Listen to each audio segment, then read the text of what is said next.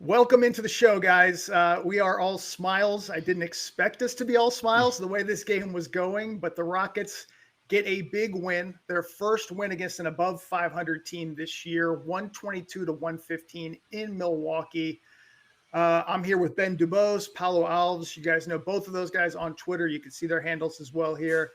Guys, I'm really kind of floored by the way the Rockets came back. There's a ton to talk about in this game, but I'll start with you, Ben. What was your reaction as the Rockets come back to win 122-115 in Milwaukee? Yeah, before we talk about the specific plays at the end of the game, because I thought they were surgical when it mattered, which was a refreshing change from what we saw, especially the first week of the year when they struggled in the half court against the Thunder and against the Pistons. I want to talk a little bit macro, because if the Rockets get this version of Kevin Durant, 31 points on 11 of 15 shooting, and after having 8 turnovers on Friday, tonight he had 7 assists to just 3 turnovers.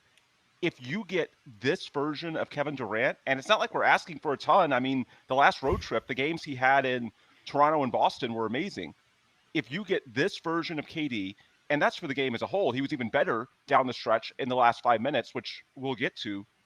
It's amazing how so many of the concerns just fade away, at least in terms of their importance. Like, I'm not going to say this is a perfect Rockets team. Like, you can certainly nitpick the point guard issues. How good are they defensively if they're running Reed Sheppard or double big and choosing to play more zone? We can get into all of that.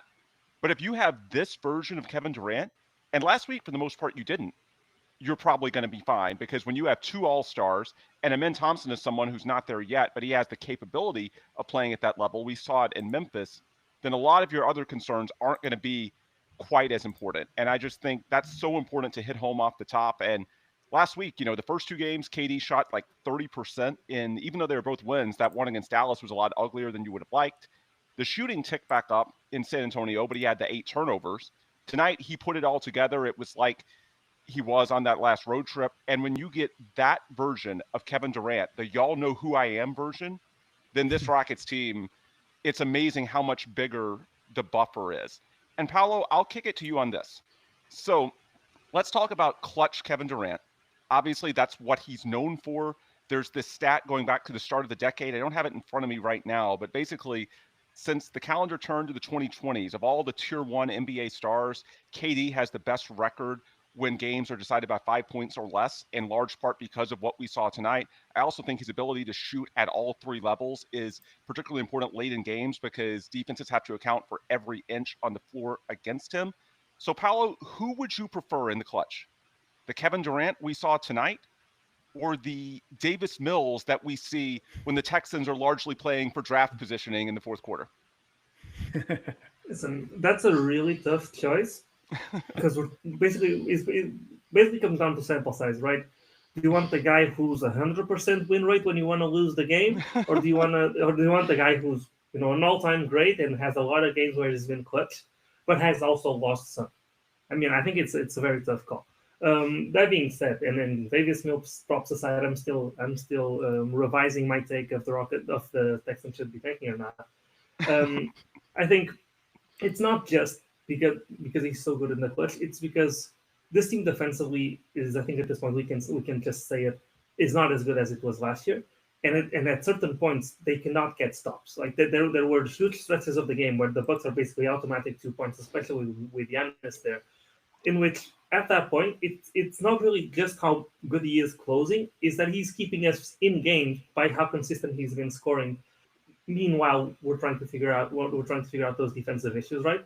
And so I think with KD, you obviously coming into the season thought, okay, this is the guy you're going to slot into the Jalen Green role. He's going to be our closer, right?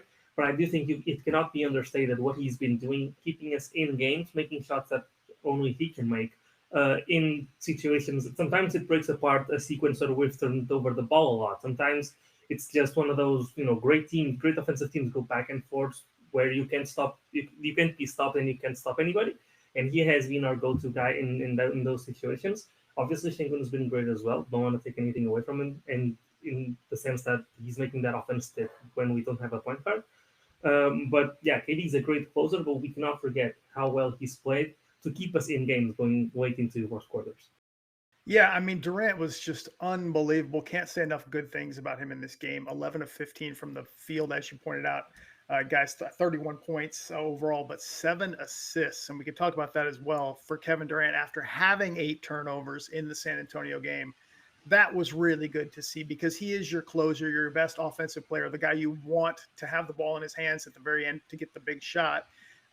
You want that possibility that when the double comes, he can find the right guy, not turn it over. Today was really good in that regard. Did have a few turnovers. It's really interesting. I think Ime Udoka talked about this after the game. It was like the night and day difference from the first half to the second half. The Rockets were down 61-50 the first half. Matter of fact, Sengun and KD were 7 of 7 combined from the field, and you look up and the score was tied. This is early in the game, of course. And I was a little bit concerned because, as Paulo was talking about, this is not the same defense. Defensively, they have slipped some. The zone has definitely had some problems that have been exposed that they're probably going to tighten up and work on. It was better in the second half. They played better in the second half. I thought KD was the story, not taking anything away from Sengun. We'll talk about Sengun too because he had a couple of big baskets late. One that was just unbelievably impressive that will play as well here. But relative to expectations, this is the Reed Sheppard game. I mean, he's had 2 good games in a row. He, as far as offensively, quite efficient. He looks more comfortable today. 16 points, 6 of 10 from the field, 4 of 6 from 3, had 4 steals. And I'll hand it to you guys. I'll play the clips here. The Reed Sheppard, this game in a really, good team, 6-3, the Milwaukee Bucks. He was phenomenal. I mean, I thought his play today was like, wow. Now, we've talked about little bits and pieces of the vision, but this is actually it kind of playing out. The defensive issues will be there. We're getting better on those, but offensively, this guy's got a lot to him. Yeah, and he's shooting basically 50% for the year on threes now. Like, whatever concerns there were about his shooting, and that was always small sample size theater, consider how little he played last year. There's a reason why going into the draft, this guy was billed as a generational shooting prospect. So we're seeing the shooting start to translate. What's most encouraging are plays like this one, the instinctive plays defensively, the vision to push it ahead. Like, you can't coach this stuff. And then this sequence right here. So he hits a shot to pull them within 5. And then what happens on the ensuing trip? KD said after the game that he felt like this sparked the Rockets. Yes. The steal there, and then the 3 from the corner to push it to 2. No hesitation. Yeah. And to tie back into the general theme, which is the defense, at least at this point, without Dorian Finney-Smith, is not what it was a year ago. This game was frustrating for a lot of reasons, but most notably, it felt like every time for a while that the Rockets would get it down to 3 or 4 points, the Bucks would push it right back up to 9, 10, or 11. And I think the reason for that, the Rockets forced a lot of turnovers throughout the game. But then when the Bucks really felt threatened and they, took the possession more seriously and they were more crisp and decisive in their decision making, they were usually able to get a good shot because the Rockets aren't as good defensively. And we saw that down the stretch in San Antonio.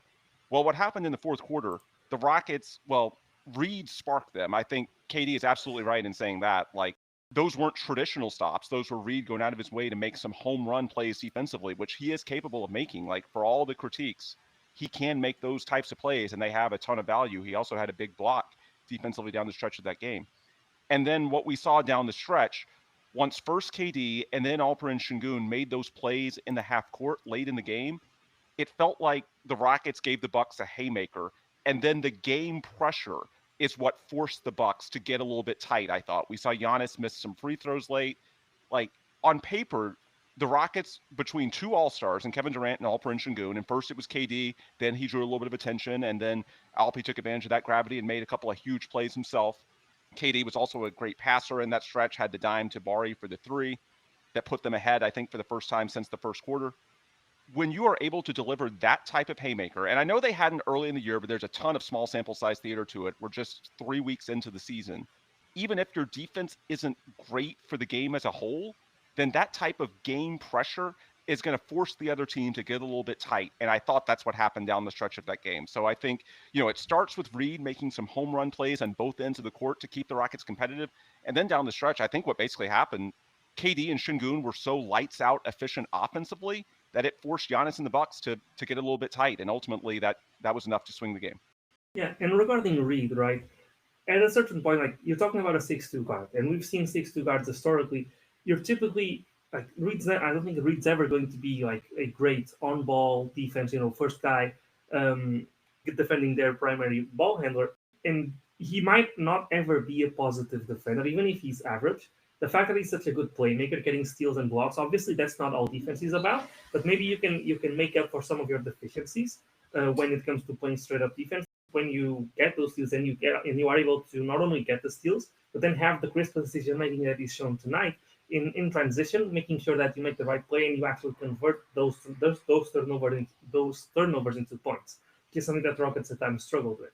But then beyond that, right, I think ultimately what is going to make or break this team, like I think they've shown offensively they're going to be great. And I saw someone was asking, do you trust Reed to play in a series against OKC, right?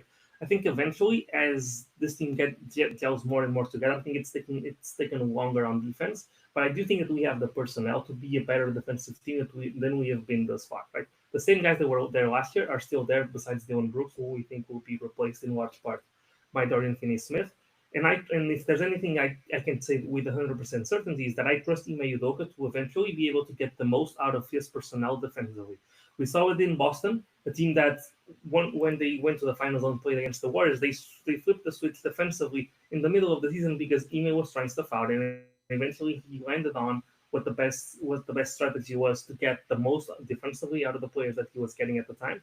And at that time, he was playing, I think, Al Horford and Robert Williams at the same time, right? We have the personnel for this team to be great defensively. It might be, different lineups, might be less double big, it might be less zone, it might be overcommitting a little bit more on threes and having guys chase guys around. It might be perhaps not having Amen Thompson be the focal point of the offense and hoping he can become the disruptor defensively that he was last season. There's a lot of ways to go about it. There's a lot of tools in Ime's tool bag here. So I think ultimately that will be the way for us to ascend from what right now is a team that hangs with anybody but can lose to anybody because of not being able to blow people out other than the really poor teams, to that type of contender. And I think once we figure that out, I think Reed Sheppard will be a part of that solution. If he keeps playing like he is right now offensively, that it will make up for the defensive struggles that he has had when it comes to playing straight up defense. Well, yeah. Go ahead. Let me point out the question that was just on the screen, Dave, because I would love to have your input on this. Somebody asked about potentially starting Reed over Okogie. And I texted you about this during the game. Now, to Amen Thompson's credit, he was better in the second half. But the first half, he struggled to finish. He had 3 turnovers. We know the point guard issues that are there. There's also the question of if you're asking Amen to handle the ball more, does that take away from the juice he has defensively? And it's not like the idea of starting Reed is reactionary based on just a couple of good games this weekend against good opponents. While it is good to see Reed step up under the bright lights, these were 2 statement games against the Spurs and the Bucks. It goes deeper than that for the Rockets. Like we know in the preseason, the Rockets thought about starting Reed Sheppard. Right. It had been told to me. I think it had been told to you, Dave. Like behind the scenes, this was something that they strongly considered. They also looked at the double big. Obviously, they ended up going with or have gone with Josh Okogie for the last couple of weeks. But if you think you need a point guard, you need more ball handling, maybe you need to save more juice for men. Is there a point? I don't think we're there yet, but is there a point where you start Reed Sheppard? Like I think it's a fair critique, especially because like I think do the Rockets have a point guard? I guess that narrative is especially important is in the first 43 minutes of a game. Like the last 5 minutes, we saw the way this game ended. Like they have closers between Kevin Durant and Alperen Sengun. It slows in the half court, and it just comes down to who's going to be able to make the play. And the Rockets had one more of those guys at the top tier than the Bucks did tonight. I think. Yeah. Oh, sorry. Go ahead. No, I was just setting you up for it by saying the first 43 minutes. That's where the live ball turnovers can put you in a deficit. If a man gets too tired defensively, that can add up. It's more of a first 43 minutes question, and so that's where I'm not saying I'd flip it right now, but I do think it's a fair question. Yeah, I'm with you 100%. And I think you kind of answered it. I think we're not there right now, but that's where they ideally want it to be, right? I mean, I think we all knew that when they took him, that this was the guy they hoped would take the torch from Fred down the line, not right away. And they wanted to give him that every opportunity to do that.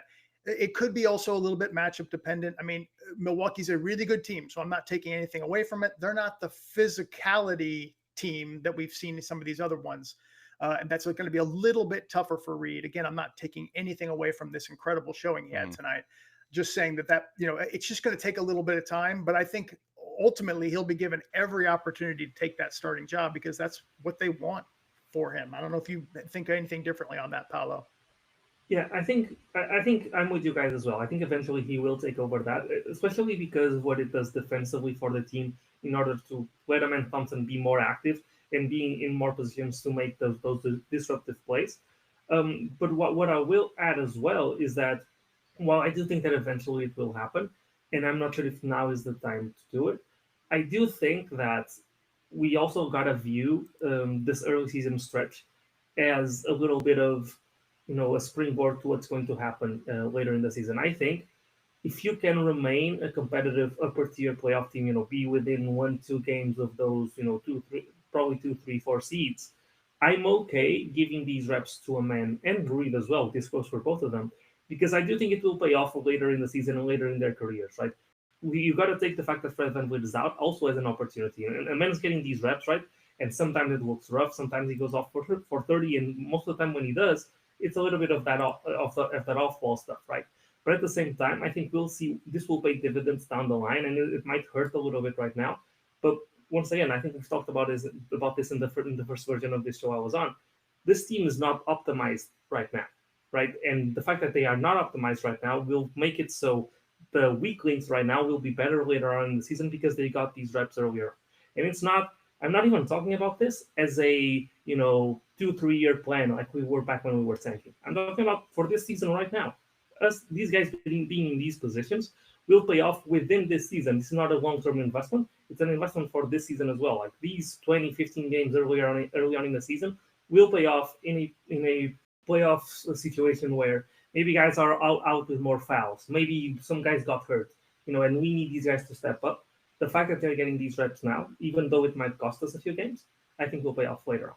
Yeah, I'm really impressed with Reed last few games. It's not just a one-off fluke. Like I said, it's been building the last few games as his offense. Yeah, the last game defensively, there were some problems down the stretch, no question, against San Antonio. I want to talk about just the contrast again real quick in halves, and then we'll talk. I'm sure some people are like, hey, get to KD and Sengun a little bit more and Jabari with the big shot. And we're going to play those here in just a second.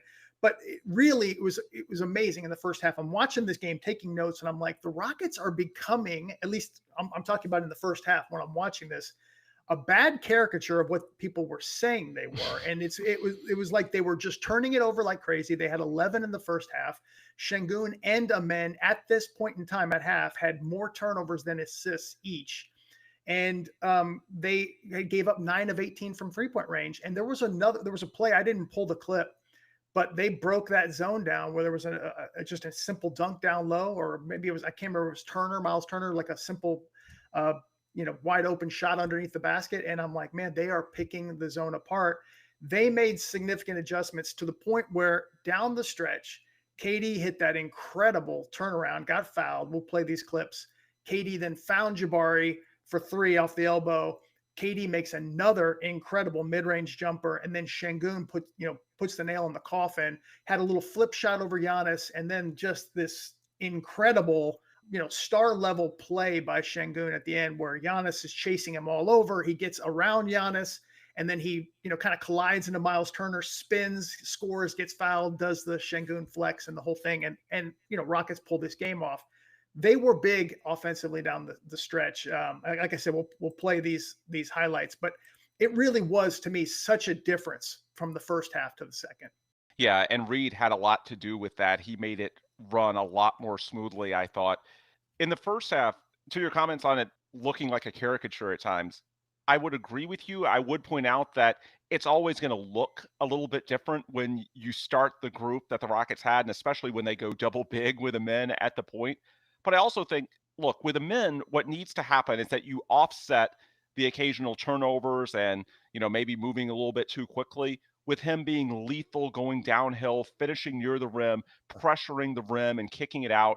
And what we've seen the last few games, the combination of athleticism, power, and length he hasn't finished as well as the Rockets need him to, with the exception of the Memphis game when he was incredible.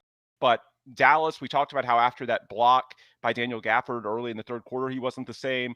San Antonio, he went 4 of 12, and it felt like ever since Wemby got him early in that game on a block, he was a little tentative going inside. And tonight, the Bucks don't have a huge shot blocker, but they have a lot of size and length between Giannis and Miles Turner, and it felt like he was pulling up from 5-6 feet instead of actually attacking the rim. And it would help if he actually made those 5 or 6 footers. He missed some good looks tonight, but I also thought, in a perfect world, Amen is 6'7", super powerful. He should go to the rim. And it looked like, again, he was a little bit tentative. So I think that's something to watch. Like, I think it's pretty clear. The Rockets have a high floor all the time because of Kevin Durant and Alperen Sengun, as long as they are healthy. The ceiling is about Amen Thompson and to a lesser extent Reed Sheppard. And when they have the version of Amen that they had in Memphis, that's when they're lethal. They didn't quite have it the last 2 games, although Amen, to his credit, was better in the second half. He did make a tough bucket in the half court in the fourth quarter tonight.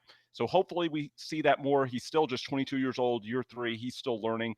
But I think it's never going to look traditional with Amen. But if he just finishes, so much of the concerns with the ball handling and the turnovers, like, it's not going to go away, but it won't be quite as important as it looks the last couple of games, when not only is he giving the ball away and the offense looks clunky at times, but he's also not finishing the way he should with his size and athleticism.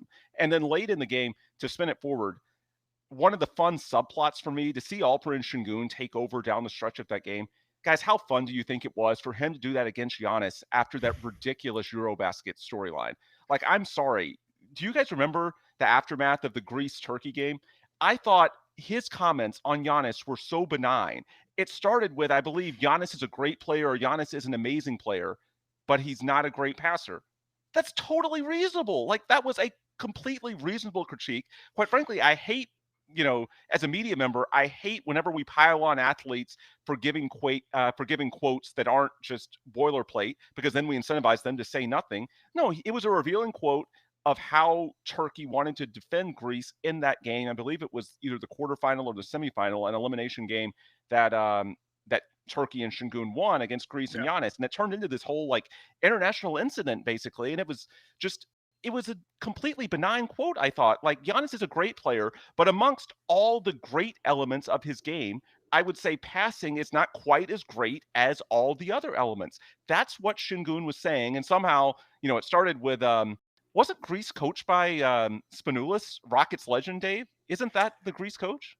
I did not know that, if he is. I did not know he's the coach of Greece. I think he is. I'm sure the chat will correct me if I'm wrong, but I think it's a Rockets legend coaching him from back in the day. But the point is, I thought that was so blown out of proportion. Like, come on, it was an innocent critique. And in the first game since then, I know they made up on social media in large part because the fan bases were going back and forth at each other, and Giannis and Sengun were just like, hey, this is ridiculous. We need to, lower the temperature.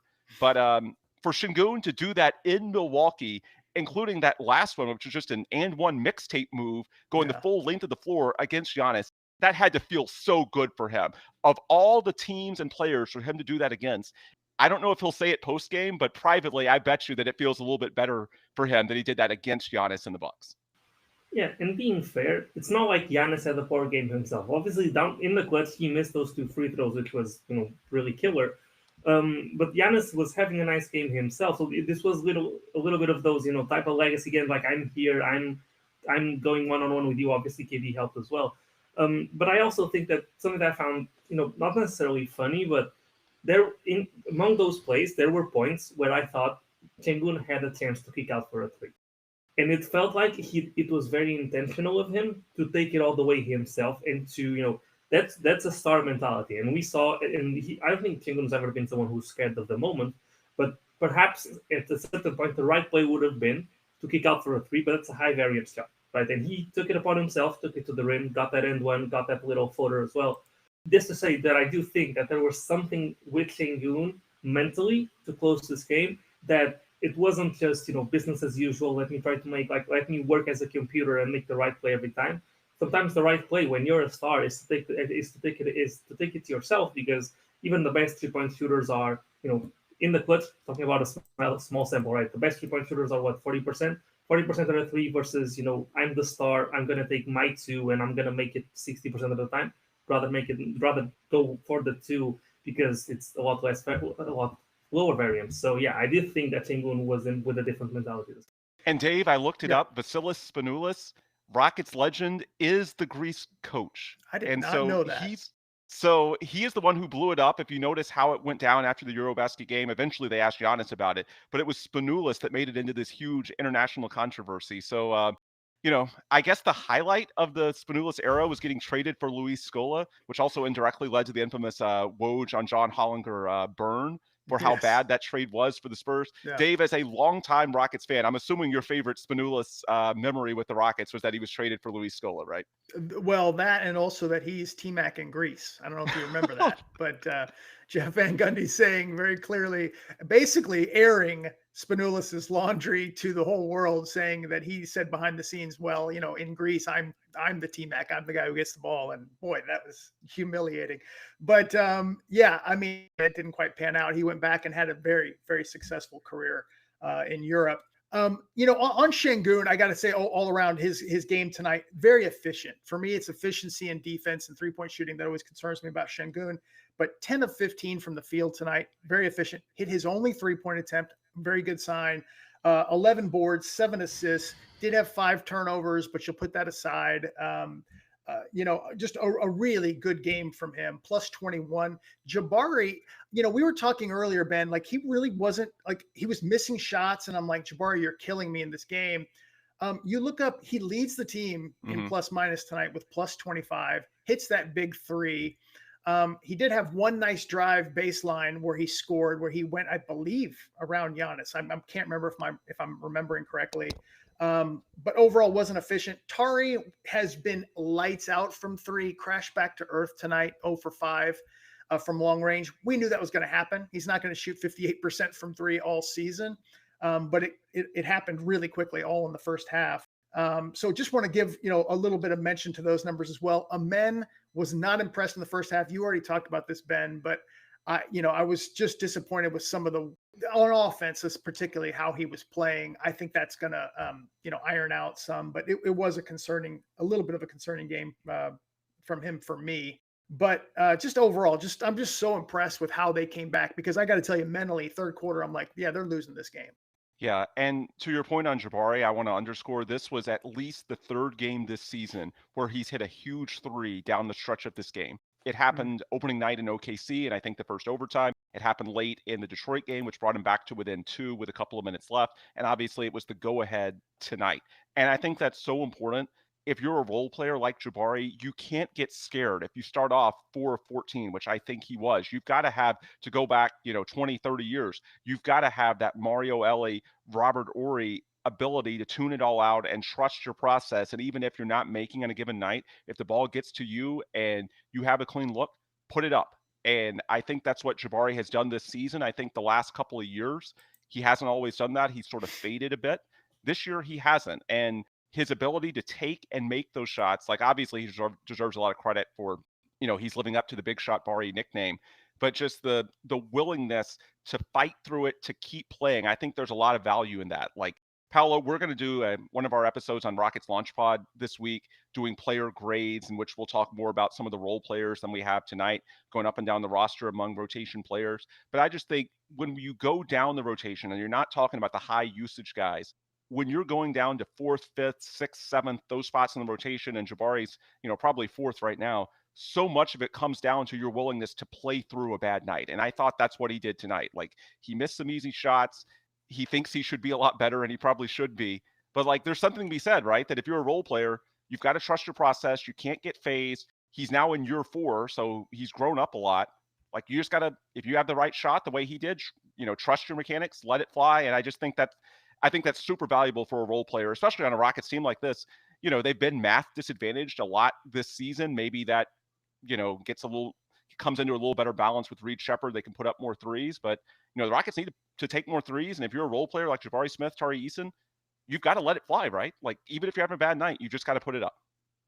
Yeah, and I do think that, at least it strikes me as Jabari's mechanics will go up, more consistent this season than they were last season. Perhaps it's a little bit because the shot doesn't look quite the same as far as, like, it looks more kind of unique than it did before, right? it seems like his elbows is a little bit more far forward. Like it's a little bit more gimmicky or whatever you may call it from three, not from two, but from three. But he's trusting it, and as you said, he's got to trust it because if KD and Sengun are scoring inside, and KD can shoot some threes, but he's mostly a mid-range master, right? You've got to like that 3-point volume has got to come from those role players because we don't really have a point guard that's going to pull up from three, right? So if you want to even out the math, that's what you got to do. Last thing I wanted to touch on, and Dave touched on it as well, is thank God the Tari Eason come back to earth game, and probably not the only one, but thank God that game happened in a game that we won. Because if that had happened against the Spurs or against OKC, those games would not have looked the same. There were so far this season a lot of moments where Tari Eason was the one keeping us in games with his flurry of threes. So it's good to get that out of the way in a game that we won. Obviously, Tari was never going to be 60%. So you want to take those games in games where you're not really struggling to shoot, right? And in a weird sense, thank God it happened this game. And to close out, there's a comment in the chat right now I want to address. This game was such a palate cleanser after the Spurs loss, and you finished out the road trip 2-1. You're now 6-3 on the year, so you're consistently taking 2 out of 3. Like, I think this last week, to sort of put a bow on it, has been sort of refreshing in that with all the frustrations, the what could have and should have been, you think back to that opening week in OKC and then the home opener against Detroit, like you've won two of your last 4 games and 2 of your last 3 wins that were 50-50 games going down the stretch against Dallas on Monday when they couldn't make a shot, and now today in Milwaukee. It's tough to win 50-50 games, and the Rockets went out down the stretch and made the plays they needed to in both of those games. So 6-3, we know this team is compromised, especially without Dorian Finney-Smith. Like, the one nitpick you could have is, hey, like they left some meat on the bone early in the year. Well, it feels like they're finally starting to get some of those 50-50 games go their way. And tonight was even lower than 50-50. Obviously, they were down double digits for a decent chunk of this game. But I think just, for all the concerns, can they execute down the stretch? And they should be able to with Kevin Durant and Alperen Sengun. They just didn't the first week of the season. But can they execute down the stretch? Are they going to get some breaks? They got some breaks against Dallas on Monday and now Milwaukee today. And 6-3, it's a fair record. It's probably where they should be. And, now you move forward to a 3-game homestand starting Wednesday night. Yeah, spreadsheet I have that we talked about before. I have them at 55 wins out of 80 games. There's 2 games we don't know about yet, and they're only 1 game behind that pace. Everything has gone perfectly except the Detroit game, which I had down as a W. But the next few games, I mean, Rockets should get this next one. Wizards, you got the Blazers on Friday. It's going to be big for the Cup, part of the Cup bracket, and then you've got Paulo and the Magic coming in and Franz on Sunday. But really, we'll close on this question. I think it's really, really key is, do we see Cam Whitmore tribute video on Wednesday? Like, do we compile the highlights? How does that work exactly? Because there's a lot of points in there. Well, what's funny is that you actually could have a Cam Whitmore tribute video because there are so many highlights just due to his style of play and the insane dunks and threes. But no, I will say, like, Washington is as must win as it gets. Washington at home, like, you do not want to tune into this post game if the Rockets lose that game. In fact, we probably shouldn't even have a post game if the Rockets somehow lose to the Wizards because, oh my God, I would be inconsolable, Dave. I think you would be too. Yep, absolutely. Appreciate you guys doing this. This big win for the Rockets. Like I said, it really didn't look good, and for them to come back, it really makes you a lot more optimistic about the season. And hopefully, there are some things they got to clean up: the turnovers and the 3-point defense in the zone. But big plays from the Rockets' key players down the stretch. So give a huge shout out to the Rockets for this one. Thank you guys, and have a great night.